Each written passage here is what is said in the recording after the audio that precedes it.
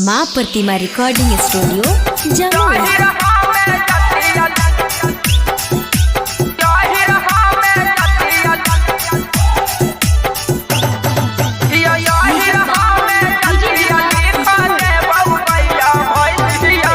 तोरे चलती सुनेंगे पगल काट ले बहुनसिया है गे। तोरे चलती सुनेंगे पगल काट ले बहुनसिया यही रहा में जतिया लिखो दे बहु गैया भैसिया यही रहा में जतिया लिखो दे बहु गैया भैसिया।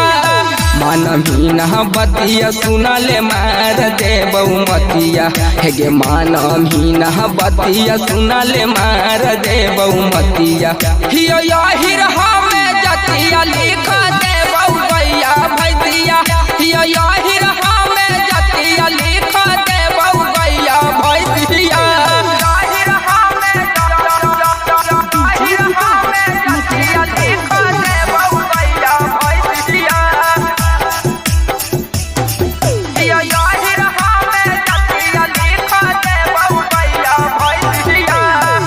के दूध के देव मोटाई तोरा खिलाई भौगे सुनाई मलाई हाँ गे।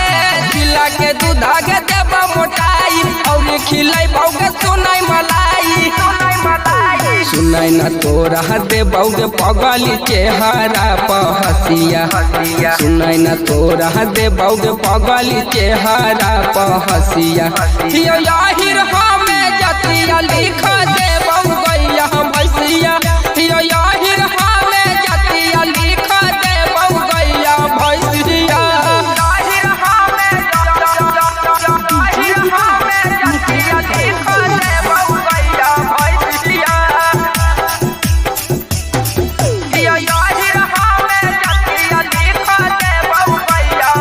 दिला के बात आगे केते बतैयो अपन खिला के केते समझैयो